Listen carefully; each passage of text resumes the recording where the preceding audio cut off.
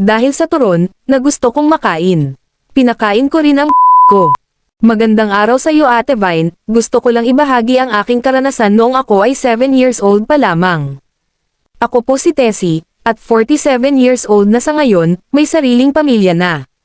Mahirap talaga ang buhay namin sa probinsya, 8 pa kaming magkakapatid at ako ang panglima sa amin, at lahat ng nakakatanda sa akin ay puro lalaki, 2 lang kaming naging babae ako at ang pinakabunso namin. Dahil sa hirap ng buhay namin, palaging lugaw na lang ang pinapakain sa amin, kung makatikim kami ng saging, bihira lang, lagi pang nilaga, kasi walang pambili ng asukal kung mamatamisan pa. Naging mapaghanap ako dahil sa aming ibang kapitbahay na may maayos na buhay, tulad na lang nila Manong Nestor, may asawa siya at isang anak na lalaki din, sa tuwing napapadaan ako sa bahay nila, lagi akong nakakaamoy ng masarap na ulam, at masarap na may merienda. Kapag naamoy ko iyon, pakiramdam ko ay nakakakain na rin ako nun, kaso mas lalo kong nararamdaman ang gutom. Hanggang napapansin pala ako ni Manong, at isang beses pinakain niya ako sa bahay nila ng kanin na may masarap na adobong manok, na first time kong makakain nun, kaya simula noon, palagi akong tumatambay sa labas ng bahay ni Manong, nagbabaka sakaling tawagin niya akong muli at pakainin. Sa hindi ko inaasahan ay nangyari na nga iyong inaasam ko na matawag niya.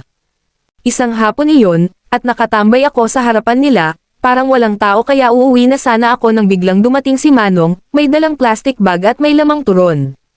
Sabi niya sa akin kung gusto ko ng turon, ako naman syempre gustong gusto ko.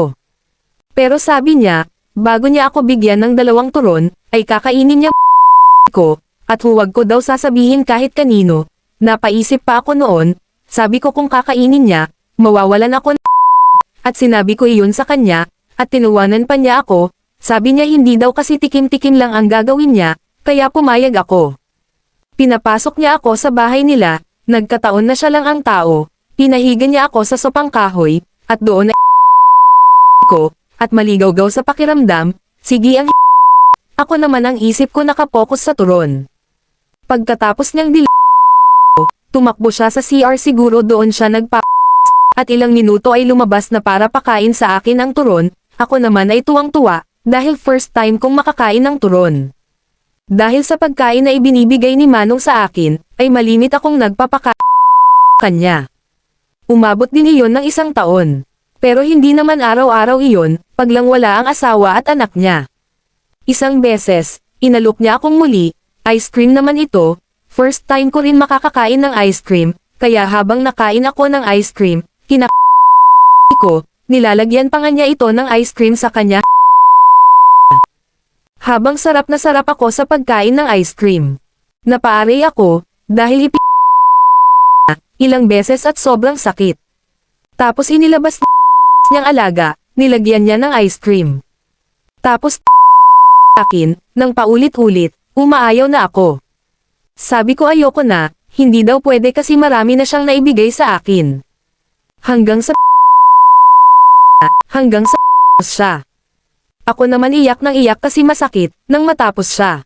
Sinabi niya na huwag akong magsusumbong, mabait daw siya pero masama siyang magalit. Tumakbo ako pa uwi sa amin, iyak ako ng iyak, pero hindi ako nagsumbong sa amin. At sa tuwing dadaan ako sa bahay nila, palagi niya akong niyayaya sa kanila at bibigyan ng pagkain. Pero never ko nang tinanggap, habang lumilipas ang panahon. At unti-unti ko nang nauunawaan ang ginawa niya sa akin.